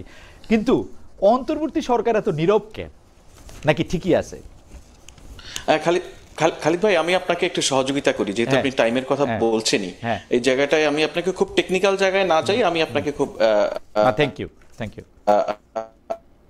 পরিষ্কার করে দেখুন। সাম্প্রতিক সময়ে একটা আলোচনায় আমি নিজে অংশ নিয়েছিলাম, সেখানে আলাপ হচ্ছিল যে হঠাৎ করে কেন জাতীয় ঐক্যমত্য কমিশন একদম চুপচাপ। কোন সময় আলোচনাটা হচ্ছিল জানেন? যে সময় ঢাকা বিশ্ববিদ্যালয়ের ছাত্র সংসদ নির্বাচন নিয়ে পুরো দেশ একদম এক ধরনের বড় অ্যাটেনশন দিয়ে রেখেছিল আর কি। তো সে সময় আমি তখন তাদেরকে রিকোয়েস্ট করেছিলাম যে আপনারা কি গত কয়েকদিনে, কয়েক সপ্তাহে জাতীয় ঐক্যমত্য কমিশনের কোনো খবর নেওয়ার চেষ্টা করেছেন? তো বললো যে না। আপনি খবর নেওয়ার চেষ্টা করেননি আর বলছেন তারা চুপচাপ। তারা তো তাদের কাজ করছে। একইভাবে আমি আপনাকে এই জায়গায় বলি, সরকার চুপচাপ নয়, জাতীয় ঐক্যমত্য কমিশনও চুপচাপ নয়। খুব নিবিড়ভাবে এই বিষয়টা যত সুন্দরভাবে ঐক্যমত্যের ভিত্তিতে একটা সলিউশনে পৌঁছানো যায় সেটার চেষ্টা হচ্ছে। আমি আপনাকে যেটা বলছি, আমি কোনো টেকনিক্যাল জায়গায় যাব না। আরেকটা হচ্ছে যে কিছু রাজনৈতিক দল ইতিমধ্যে আলোচনার টেবিলে থাকা সত্ত্বেও অপরদিকে মাঠে কর্মসূচি দিয়েছে। আমি একজন রাজনৈতিক প্রতিবেদক ছিলাম যখন সাংবাদিকতা করেছি। আমার অভিজ্ঞতা হচ্ছে যে রাজনীতিতে এইটা খুব বেশি যে নতুন জিনিস তা নয়। রাজনীতিতে অনেক সময় টেবিলের আলোচনার পাশাপাশি মাঠেও সক্রিয় থেকে বোঝানো হয় সেই দাবি পক্ষের যৌক্তিক বা চাপ যে জনভিত্তি রয়েছে সেটা বোঝানোর একটা চেষ্টা। আমি পলিটিক্যালি এটাকে আন্ডারস্ট্যান্ড করি যেভাবে, এটা একটা বিষয়। আর আপনাকে একটা আমি আশার খবর বলি, সেটা হচ্ছে যে আমি আমার যতটুকু আন্ডারস্ট্যান্ডিং, জাতীয় ঐক্যমত্য কমিশনের কাজ দেখা বা তাদের সঙ্গে পলিটিক্যাল পার্টিগুলির আন্ডারস্ট্যান্ডিং এর জায়গায় নিয়মিত যোগাযোগের জায়গা, তার ভিত্তিতে আমি বিশ্বাস করি আমাদের সবগুলি রাজনৈতিক দল তাদের জায়গা থেকে কিছু ছাড় দিবে। আমাদের সবগুলি রাজনৈতিক দল তাদের জায়গা থেকে এগিয়ে এসে এটা খুব দ্রুতই বাস্তবায়নের পথ পদ্ধতি ঠিক করে একটি জাতীয় ঐক্যমত্যে পৌঁছাতে সক্ষম হবে। খালেদ ভাই, আমি এখানে একটু, আপনি যদিও টেকনিক্যাল বিষয় জানতে চাইছিলেন না, আমি একটু টেকনিক্যাল কথা একটু বলতে চাই, জায়গাটা একটু বলতে পারি? জি প্লিজ, একটু যদি সংক্ষেপে বলেন। জি, গতকালই একটু বলা হয়েছে যে জুলাই ঘোষণাপত্রটাকে কাজে লাগিয়ে আসলে গণভোট বা সংবিধান আদেশের মাধ্যমে জুলাই সনদকে একটি কার্যকরী ভূমিকার দিকে নিয়ে যাওয়া যাবে। তো সেক্ষেত্রে আমার যে টেকনিক্যাল জায়গাটাতে যে সমস্যাটা হচ্ছে গতকাল থেকে, যে আসলে জুলাই ঘোষণা তো কোনো আইনি দলিল না, এটা একটা পলিটিক্যাল একটা অভিপ্রায়ের একটি সমষ্টিগত কিছু ইচ্ছের কথা। কাজে যেটি নিজেই কোনো লিগ্যাল ডকুমেন্ট না, এটা সাংবিধানিক কোনো ভিত্তি নেই, সেটি কিভাবে একটি জুলাই সনদকে আরেকটি ডকুমেন্ট বলে একটা বিষয়, আরেকটা বিষয় তারা বলছে যে যদি এটি কার্যকর হয় তাহলে সেটি তাৎক্ষণিকভাবে কার্যকর হয়ে যাবে, এবং তার পরপরই আবার বলছে যে গণভোট হতে পারে যা অনুষ্ঠিত হবে আগামী জাতীয় নির্বাচনের দিকেই। ও, তো যদি সেটি তাৎক্ষণিকভাবে কার্যকর হয়েই যায় তাহলে কেন আবার গণভোট আমার লাগবে? কাছে আর মনে হয় যে গণভোটের মাধ্যমে যদি সেটি আসলে বিপক্ষ কোনো মত আসে তাহলে কি আবার আমরা বলবো জুলাই সনদ আসলে কার্যকরী হচ্ছে না? অধ্যাপক ওয়ারা, আপনি যে প্রশ্নটি তুলেছেন সেটি আমারও মনের প্রশ্ন, কিন্তু খালিদ ভাই, আমি একটু আমার আপাকে ধারণা একটু জনাব response ফয়েজ করি, আহমেদ, তাহলে এই প্রশ্নের উত্তর আগে দিয়ে দিয়েছেন। আমার কাছে মনে হয়েছে, তারপর একটু যদি দেন, আমার কাছে মনে হচ্ছে যে এগুলি পলিটিক্যাল বার্গেন, এগুলি নানা সময় নানা হবে। Just quick response. আপা যে বিষয়গুলি বলেছেন জি। প্রত্যেকটা আলোচনায় ভিন্ন ভিন্ন লোকের মধ্য দিয়ে এসেছে। হ্যাঁ, ধরুন কেউ বলছে যে এখনই কার্যকর হয়ে যাবে, যিনি এটা বলছেন তিনি কিন্তু আবার বলছেন না যে গণভোটের মধ্য দিয়ে এটা কার্যকর করতে হবে। সো ভিন্ন ভিন্ন প্রস্তাব, তো সবগুলি এখনো আপা প্রস্তাব আকারে আছে। যতগুলি কনফিউশন বা টেকনিক্যাল ইস্যুজ আছে সব প্রস্তাব আকারে আছে, সবগুলি নিয়ে সবাই খুব সক্রিয়ভাবে কাজ করছে। পলিটিক্যাল পার্টিগুলির তো বেসিক্যালি এক একটা উইং এখানে এখন ইনভলভ হয়ে পড়েছে, তারা কাজ করছে, এটা একটা সলিউশনের দিকে যাচ্ছে, আশা করি চলে যাবে। আচ্ছা, আমি একটু আমাদের দুইজন দর্শকের মতামত আমি পরপর একটু চোখে পড়ছে, তাদের একটু মতামত বলি। জাহাঙ্গীর বাস্তা, ওনার নাম মানে বাস্তা, হ্যাঁ, একই লোক একই আলোচনা, কোনো ভিন্ন মতের মানুষ নাই। অর্থাৎ তিনি আমাদের তিনজনকে বলছেন যে আমরা একই লোক একই ধরনের আলোচনা করতেছি, কোনো ভিন্ন মতের মানুষ নাই। আর তারপরে একজন প্রশ্ন করেছেন, এই প্রশ্ন আমার জন্য, খালেদ ভাই, লোকে বলে আপনি আওয়ামী লীগের পক্ষে, এ কথা কতটুকু সত্য? ভাই আপনিও বলেন যে আমি কতটুকু সত্য, এটার আমি কি বলবো। আমি প্রশ্নটা করি জনাব ফয়েজ আহমেদ। প্রশ্নটা হচ্ছে যে সম্প্রতি প্রধান উপদেষ্টা প্রেস সচিব জনাব শফিকুল আলম অনেকটা সরকারের ভাষ্য হিসেবেই বলেছেন পৃথিবীর কোনো শক্তি ফেব্রুয়ারি জাতীয় নির্বাচন ঠেকিয়ে রাখতে পারবে না। সেই বক্তব্যে তিনি কার্যক্রম নিষিদ্ধ থাকা আওয়ামী লীগের সাম্প্রতিক ঝটিকা মিছিল নিয়েও কথা বলেছেন। এই প্রশ্নটি আসলে জনাব অধ্যাপক ওয়ারাও একটু নিশ্চয়ই বলবেন। নির্বাচন আয়োজনে তার বক্তব্য কি আওয়ামী লীগের প্রতি হুঁশিয়ারি, নাকি জুলাই মিত্রদের মধ্যে যারা নির্বাচনে অনাগ্রহী তাদেরকে আকৃষ্ট করার জন্য? তা আপনারা কি মনে করতেছেন যে আওয়ামী লীগ আসলে ইলেকশনটা পিছাতে চাইতেছে অ্যাক্টিভলি? হ্যাঁ, এটা আমরা শুধু মনে করছি না, নানানভাবে আমরা এরকম গোয়েন্দা তথ্য পাচ্ছি, নানানভাবে তাদের কার্যক্রমের মধ্যে প্রতিফলিত হচ্ছে। আওয়ামী লীগ এবং আওয়ামী লীগের সঙ্গে নানানভাবে সহযোগিতা করে এমন নানান স্বার্থান্বেষী অংশই কিন্তু নির্বাচনটাকে পিছিয়ে দিতে চায়। আমি আপনাকে খুব করে বলি যে যখন এই সরকার দায়িত্ব গ্রহণ করেছিল তার পরপরই আওয়ামী লীগ কিন্তু খুব নির্বাচন চেয়েছিল। কোনো এক কারণে এখন আওয়ামী লীগ মনে করছে নির্বাচনটা হওয়া প্রয়োজন নেই, নির্বাচনটা বানচাল হওয়া জরুরি। অর্থাৎ দেশের মধ্যে একটা অস্থিতিশীল অবস্থা, আপনারা দলটাকে নিষিদ্ধ করে দিচ্ছেন, আপনারা দলটাকে নিষিদ্ধ করে দিচ্ছেন। দল কিন্তু নিষিদ্ধ না, দলের কার্যক্রম ইলেকশন কি নিতে পারবে? ফয়েজ, আপনি আমার চেয়ে ভালো জানেন, ইলেকশন কি নিতে পারবে, করতে পারবে? দল নিষিদ্ধ না কি বললেন? খালিদ ভাই, আমি আপনাকে বলি, আপনি ইলেকশন করতে পারবে কিনা সেটার একটু উত্তর দিব। আর দল হিসেবে যেটা নিষিদ্ধ বলছেন, আনফরচুনেটলি এটাকে আমি আমার সরকারের প্রতিনিধিত্ব করছি হিসেবে ধরবেন না। ধরুন আমি একজন নাগরিক হিসেবে বলি, আওয়ামী লীগ কি আসলে কোনো দল, মানে রাজনৈতিক দল? এই বিষয় নিয়ে অনেক প্রশ্ন আছে। সেটা তো আলাদা করে, সেটা নিয়ে তো আলাদা করে আলোচনা করতে পারি। আমি সেজন্য বলছি সেটা যে আগে নির্বাচন করতে চাইছিল, এখন নির্বাচন করতে চায় না, এখন চাইলেও তো পারবেন কিনা সেই প্রশ্নের জবাবে যদি নির্বাচন পর্যন্ত মানে নির্বাচন অনুষ্ঠান করা এই সরকারের পক্ষে সম্ভব হবে কিনা, যদি প্রশ্নটা আপনার এরকমই আমি বুঝে থাকি, সেক্ষেত্রে আমি বলবো নির্বাচন অনুষ্ঠানের ক্ষেত্রে দেখুন, মানে এটা অনেক বড় উদাহরণ বা এটা জাতীয় রাজনীতিতে অনেক বেশি প্রভাব তৈরি করতে পারে বলে আমি ব্যক্তিগতভাবে মনে করি না। তারপরেও এটা একটা ছোট হলেও একটা এক্সাম্পল। ঢাকা বিশ্ববিদ্যালয়ের যে ভোট কাস্টিং বা জাহাঙ্গীরনগর বিশ্ববিদ্যালয়ের যে ভোট কাস্টিং, সেটা কিন্তু 70% এবং 80%-এর কাছাকাছি। দেশের নাগরিকদের মধ্যে কিন্তু ভোট নিয়ে ব্যাপক আগ্রহ রয়েছে। একটি সুষ্ঠু ভোটের জন্য সবচেয়ে বড় নিয়ামক হচ্ছে ভোটাররা যদি সক্রিয় থাকে, প্রার্থীরা যদি ভোটারদেরকে আকৃষ্ট করতে পারে, অটোমেটিক্যালি একটা ভিজিবিলিটি তৈরি হয়ে যায়। সেটা যে সমস্ত গ্রুপ বা যে সমস্ত স্বার্থনীতি মহল নির্বাচনকে বানচাল করার চেষ্টা করবে, সেটা ভেস্তে যাবে। ওকে, এই প্রসঙ্গে অধ্যাপক আর আপনি কিছু বলবেন? মানে কেন উনি জনাব শফিকুল আলম বলছেন যে আওয়ামী লীগ ইলেকশন ঠেকাইতে চায়, আপনি ওইরকম মনে করেন কিনা? এক্স্যাক্টলি, আমি এবং সেটা আমার সহ আলোচকও বললেন, কিন্তু আমার কথা হচ্ছে আওয়ামী লীগ কি কোথাও তাদের কোনো ওয়েবসাইটে কোথাও এই ধরনের কোনো কথা বলেছে যে আমরা চাই নির্বাচন না হোক, আমরা নির্বাচনকে বানচাল করে বলেছেন। অফিসিয়াল আনঅফিসিয়াল বলা যাবে না। শেখ হাসিনা যিনি পালিয়ে ভারতে অবস্থান করছেন, তিনি কিন্তু সেখান থেকে নানান সময় নানান হুঙ্কার দিচ্ছেন। তিনি সাম্প্রতিক একটি বক্তব্যে আমরা যেটা দেখেছি, তিনি বলেছেন যে প্রফেসর ইউনূসের অধীনে কোনো নির্বাচন হবে না। ওকে, মানে আওয়ামী লীগের বক্তব্য হিসেবে যদি আওয়ামী লীগের বক্তব্য, এখনো সেই ধরনের পাওয়ারফুল একটি জায়গায় আছেন যে তার বক্তব্যটি কিছু মনে করবেন, আপনি তো অপরাধ বিজ্ঞানের শিক্ষক, আমি মনে করা দিয়ে কিছু বলতে চাই না। আমি প্রতিটি ছোট এবং বড় থ্রেটকেই স্বাভাবিকভাবে আইন শৃঙ্খলা বাহিনী যেভাবে অ্যানালিসিস করে তাদের যে ধরনের মেকানিজম তৈরি করা দরকার, তাদের যে ধরনের প্রস্তুতি থাকা দরকার সেভাবেই নিবে বলে মনে করি। থাকতেই পারে যে কোনো নির্বাচনের আগে থ্রেট থাকতেই পারে, আমি আপনার সঙ্গে একমত। বলছি যে থ্রেট থাকতেই পারে, কেউ ষড়যন্ত্র করতেই পারে, কেউ অনেক ধরনের থ্রেট দিতেই পারে, কিন্তু সেটিকে আসলে কেন্দ্র করে একটি মন্তব্য যখন আসে তখন আসলে মনে হয় যে বিষয়টাকে আপনারা অনেক সিরিয়াসলি নিচ্ছেন। না, আমার কাছে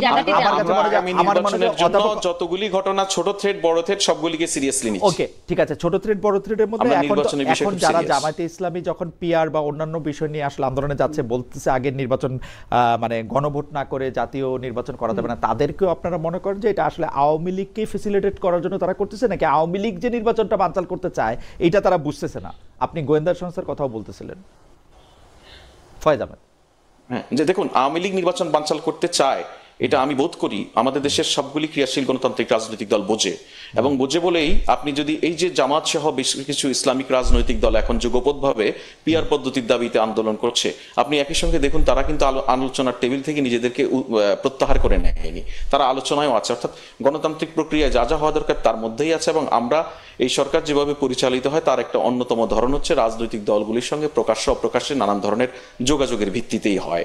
সেক্ষেত্রে আমাদের কাছে এখন পর্যন্ত রাজনৈতিক দলগুলি থেকে এমন কোনো বার্তা নেই যে বার্তার ফলে আমরা মনে করি এই এক্সিস্টিং পলিটিক্যাল পার্টিগুলির কেউ না কেউ নির্বাচনের জন্য বাধা হয়ে উঠতে পারে। ওকে, সর্বশেষ প্রসঙ্গ, এই প্রসঙ্গের মধ্যে অধ্যাপক ওয়ারার কাছ থেকে আমরা শেষ কথা শুনবো। আমি জনাব ফয়েজের কাছে একটু শুনতে চাই যে ভারতের সাথে এই সরকারের সম্পর্ক নিয়ে আমরা নানা ধরনের কথা শুনতেছি। এক হচ্ছে যে এই সরকার আসলে ভারতের মতোই, মানে আওয়ামী লীগের মতোই আসলে ভারতের সাথে এক ধরনের কি বলবো তেলে সম্পর্ক বজায় রেখেছে, এক ধরনের অনুগামিতার সম্পর্ক বজায় রেখেছে, সীমান্তে হত্যা থামে নাই, পুশিন চেষ্টা আছে, রপ্তানি বাণিজ্যে নানা ধরনের বাধা আছে, আদানির বিল বেশি করে দেওয়া হইতেছে যেটা আগেও দেওয়া হইতো, ইলিশ মাছ পাঠানো হইতেছে, আম পাঠানো হইতেছে, ডক্টর ইউনূস শেখ হাসিনার মতোই এর মানে আওয়ামী লীগের আমলে যেসব চুক্তিগুলি শেখ হাসিনা করেছিলেন বলে বলা হয়েছে তারা একটাও কোনো প্রকাশ্যে আনা হয় নাই, বাদ করা তো অনেক দূরের কথা। আপনাদের আসলে এই ব্যাপারে কি অবস্থান? আমি এই সমস্ত বিষয়ে খালিদ ভাই একটা ছোট্ট উদাহরণ দিলে সম্ভবত আপনার এবং আপনার দর্শকদের কাছে পরিষ্কার হয়ে যাবে। একটু আগে একজন দর্শক আপনাকে কমেন্ট করেছে না যে খালিদ ভাই আপনাকে আওয়ামী লীগ মনে করা হয়, আপনি আসলে আওয়ামী লীগ কিনা? এটা অনেকটা এরকম আমাকে আওয়ামী লীগ মনে করা হয়। আর আরেকটা বিষয় সেটা বলে বলছে যে আপনি কতটা আওয়ামী লীগ না কি জানি। ও আচ্ছা, হ্যাঁ, কাছাকাছি, ঠিকই বলছেন। সো ওই আর কি, এই ভারতের সঙ্গে সম্পর্ক বা অন্য কোনো দেশের সঙ্গে, শুনেন, এই সরকারের সহ বাংলাদেশের বর্তমান কূটনৈতিক যে সম্পর্কের জায়গায় পজিশনটা খুব পরিষ্কার। আমাদের সব দেশের সঙ্গে সম্পর্ক থাকবে, সুসম্পর্ক থাকবে, সেটা হবে ন্যায্যতা এবং হিসার ভিত্তিতে। আমরা কাউকে আন্ডিও কিছু দিব না, কারো কাছ থেকে আন্ডি কিছু চাইব না। সেইটা তো আপনি বই খাতার কথা বললেন, কিন্তু আওয়ামী লীগের সাথে শেখ হাসিনা যে গোলামের চুক্তিগুলি করছিল, কূটনৈতিক সম্পর্কটা খুব বই খাতার ভাই, গোলামের চুক্তিগুলি করছিল সেগুলি সামনে আনেন নাই কেন? কূটনৈতিক সম্পর্ক বই খাতা, ডক্টর ইউনূস বইলা আসে যে ইয়াসুদা নিয়ে যাব। শুনেন, আমি এখানে বলি, আপনি যে চুক্তির কথা বলছেন, আমি আপনাকে অনুরোধ করব এটা নিয়ে আপনি প্রয়োজনে একটা টিম নিয়ে আলাদাভাবে কাজ করেন। এটা নিয়ে অনেক কিছু করা যাবে, করার সুযোগ আছে খালিদ ভাই। মানে আপনি আমার তো কাজ দিতেছেন, অ্যাসাইনমেন্ট দিতেছেন, আপনি তো আমার অ্যাসাইনমেন্ট দিতেছেন, মানে আপনারা নিজেরা অ্যাসাইনমেন্ট দিয়েন না। পাবলিকলি যেহেতু আসে নাই, পাবলিক অনেক কিছু খালি তো অনেক কিছু যেহেতু পাবলিকলি আসে নাই, অনেক কিছু মানুষ সময় মতো নিশ্চয়ই জানতে পারবে। এসব নিয়ে অনেক কাজ হচ্ছে। আচ্ছা, ঠিক আছে। আমি শুধু একটা বিষয়, আমাদের গবেষক দল, আমি অধ্যাপক উম্মে আওয়ারের কাছে যাওয়ার জন্য আমি একটু মানে আমাদের গবেষকদের মধ্যে জনাব তায়েব আমাকে একটু দুটা লাইন আপনার উদ্দেশ্যে পড়তে বলছেন। এক, এটা হচ্ছে রোহিঙ্গাদের প্রসঙ্গে, আমরা এটা নিয়ে কিন্তু আলাপ করব না, আমি শুধু টাইমটা বলে রাখি। ডোনাল্ড ট্রাম্প তহবিল বন্ধ করার পরে ক্যাম্পের রোহিঙ্গা শিশুদের শিক্ষা কার্যক্রম বন্ধ হয়ে গেছে। 2, রোহিঙ্গা প্রত্যাবাসন সংখ্যা নির্ধারণ আগের সরকারের ধারাবাহিক একটি কর্মসূচি। আর আমরা কখনো বলিনি এগুলো আমরা করেছি, আমরা কখনো বলিনি, আমরা বলছি যে আগের সরকারের সময় যে রোহিঙ্গা সরকারের নির্ধারণ, সেই নির্ধারণের একটা ভেরিফিকেশন পর্যায়ে ছিল। তারা একটা সংখ্যা জানিয়েছে, এবং তারা বিমস্টেকের সময় যে প্রেস কনফারেন্স বা আমাদের যে প্রেস স্টেটমেন্ট, সেটা যদি আপনার দেখার সুযোগ থাকে আপনি দেখবেন একটি বারও আমরা বলি নাই যে আমরা এই সংখ্যা আদায় করেছি বা এই ধরনের কিছু। এটা আমাদের কোনো অপিনিয়ন না। অন্য কোনো জায়গায় যদি কেউ কোনোভাবে বলে থাকে এটা তাদের বিষয়। ওকে, থ্যাংক ইউ। অধ্যাপক ওয়ারা, আপনি যদি এই প্রসঙ্গটার মধ্যে একটু বলেন যে হ্যাঁ, হ্যাঁ, ভারতের ক্ষেত্রে আমি এটা বলতে চাই যে ভারত যে একটি শক্তিশালী দেশ এবং আমাদের তিন দিকে ভারতের সাথে আমরা বর্ডার শেয়ার করি। ভারতের সাথে আমাদের যে বিভিন্ন চুক্তি রয়েছে, বিভিন্ন চুক্তি চলমান, এই বিষয়গুলোকে তো আসলে অস্বীকার করা যাবে না।